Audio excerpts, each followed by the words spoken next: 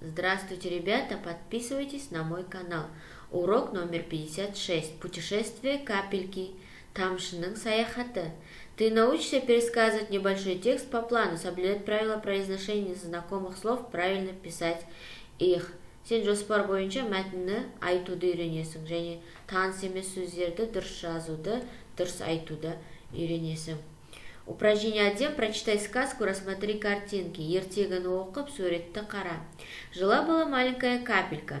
Вместе с подружками она сидела на облаке и весело смеялась. Однажды облако пролилось дождем на землю. Капелька вместе с дождем упала в небольшой ручеек. В ручейке она заметила маленьких рыбок и подумала, а кто это такие?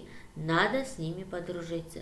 Но в этот момент пригрело солнышко, и капелька превратилась в пар. Теперь она снова поднималась вверх к облакам. Когда она была далеко от земли, то почувствовала, что стало прохладно. «По-моему, я снова превращаюсь в водяную капельку», — подумала капелька. Ревью. Тамшының саяхаты. Бір күні бір тамшы өмір сүреді. Ол бұлттардың үстінде өзінің құрбыларымен отырып, күліп, ойнап, қуанып отырады. Ол бір күні бұлттардың арасында жаңбыр болып ағып жерге түседі.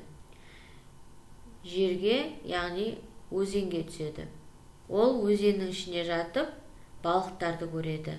Ойлайды, бұлар кімдер екен? Бұлармен достасу керек деп ойлап жатқан кезде аспанға күн шығып, сол күн қыздырып, өзенді, сол кезде тамшы буға айналып кетіп, қайтадан бұлттарға көтеріледі. Ол жерден көтеріліп бара жатқан кезде салқындықты сезеді. Сонда ойлайды, мен қайтадан тамшыға айналып бара жатырмын деп ойлайды тамшы. Кто главный герой сказки? Что с ним происходит? Выбери нужные варианты ответов. Басты кейіпкер кім? Оған не болды? Она играла с подружками и рыбками. Ол құрбылармен, балықтармен ойнады. Она путешествовала. Ол саяхаттады. Как она переходила из одного состояния в другое? Бір күйден екінші күйге айналуы. Она путешествовала и переходила в разные состояния. Ол саяхаттап, әртүрлі күйге түсті. Нарисуй с другом постер о капельке. Тамшы туралы постердің суретін сал. Постер сал. Досыңмен бірге. Что такое круговорот? Объясни значение этого слова, используй толковый словарь. Айналым дегеніміз не? Бұл сөздің мағынасын, сөздік қолданып түсіндір. Упражнение 2. Перескажите друг другу. Бір-біріңе түсінігін айтыңдар. Попробуйте пересказать текст по плану и картинкам. Жоспар бойынша және сурет бойынша мәтінді айтып көр. Придумайте заголовок. Тақырыбын ойлап тап. Начало сказки. Ертегінің басы. Где жила капелька? Что делала? Что случилось? Тамшы қайда өмір сүрді? Не істеді және оған не болды? Основная часть. Басты бөлімі. Что однажды случилось с капелькой? Куда она упала? Кого там увидела? Бір күні тамшыға не болды? Ол қайда түсті? Және кімді көрді? Что случилось с ней дальше? Әрі қарай не болды? Концовка. Соңы. Куда она снова полетела? Что с ней произошло? Ол қайтадан қайда ұшты және оған не болды? Можно ли сказать, что капелька прошла круговорот? Докажи. Тамшының айналымда жүргені туралы айтуға бола ма? Дәлелде. Упражнение 3. Послушай текст. Мәтінді тыңда. Чем это стихотворение похоже на сказку о капельке? Бұл өлең жолдары тамшы туралы ертегіге ұқсай ма? В природе путешествует вода, она не исчезнет никогда. То в снег превратится, то в лед, растает и снова в поход. По горным вершинам, широким долинам, вдруг небо взовется, дождем обернется. Вокруг оглянитесь, вас окружает везде и всегда эта волшебница, наша вода. Табиғатта су әрдайым саяхаттап жүреді. Ол ешқайда кетпейді. Бірде қарға, бірде мұзға, бірде еріп кетеді. Тау тастың арасында кең далада, бұлттардың арасында, барлық жерде жүреді, жаңбыр болып жауады. Жан жақтарыңызға қараңыздар, барлық жерде бізді сиқырлы су қоршайды.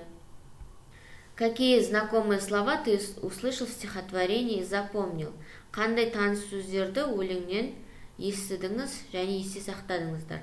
Во что превращается вода, где путешествует? Ответьте словами текста. Су қайда саяхаттайды және неге айналады? Мәтіндегі сөздермен жауап бер. Определи вид выделенных в тексте слов действий. Заттың іс-қимылын білдіретін сөздердің анықтаймыз, мәтіннен анықтаймыз осы сөздерді, қарамен жазылған сөздерді. Упражнение 4. Создай постер. Постерді құрастыр. Дома нарисуй круговорот воды в природе. Покажи стрелками, как он происходит. Судың айналымын, жаңағы үйде суретін саламыз, яғни табиғаттағы судың айналымы. Және стрелкамен көрсетіп қоямыз, ол қалай болып жатқанын. Запомни и запиши. Есте сақтап жазып аламыз. Круговорот, айналым. Капелька, тамшы, состояние, күй, жидкий, сұйық, газообразный, бу күйінде. Упражнение 5. Проведи опыт. Тәжірибе жасап көр. Поработай в паре, сделай вывод. Жұптық, жұмыс, және қорытынды жаса. Кусочек яблока положи между двумя листьями бумаги, слегка прижми. Что появится на бумаге? Қағаздың арасына алманы саламыз. Яғни алманың екі жағынан қағаз қоямыз да, жаймен алманы қысамыз. Сол кезде не пайда болды қағазда? Посиди спокойно, не разговаривая, скажи, что у тебя появилось под языком. Тыныш қана отыр, және сөйлеме. Тіліңнің астында не пайда болды? Придумай со словом вода сложные предложения. Су деген сөзбен күрделі сөйлем ойлап тап. Образец. Вода путешествует в природе, и вода не исчезнет никогда. Су табиғатта саяхаттап жүреді, және ол ешқашан жоғалып кетпейді. Упражнение 6. Догадайся. Тауып көр. Вода имеет свойство находиться в различных состояниях. Каких? Отгадайте. Су әртүрлі күйде болады. Қандай күйде? Жауабын табамыз. Растет вниз головой, не летом растет, а зимой. Чуть солнце ее припечет, заплачет она, потечет. Рыбам зиму жить легко, крыша чистое стекло. Басменен төмен қарай өседі. Жазда емес, міндетті түрде қыста өседі. Ал күн шығып жылтса, бірден жылап еріп кетеді. Ал балықтарға өмір сүру өте жеңіл, себебі олардың шатырлары жаңағы шыныдан жасалған шатыр. Растет вниз головой, летом растет, не летом растет, а зимой. Здесь говорится о твердом состоянии воды, то есть она превращается в лед. Потом, чуть солнце ее припечет, заплачет, она потечет. Здесь говорится о жидком состоянии воды. Біріншіден, бұл жерде судың қатты күйін айтылады, яғни мұз күйінде. Кейін күн жылтып мұзды ерткен кезде ол сұйықтыққа айналады. Сұйық күй туралы айтылған. Запиши в тетрадь отгадки. Жауабын дәптерге жазамыз.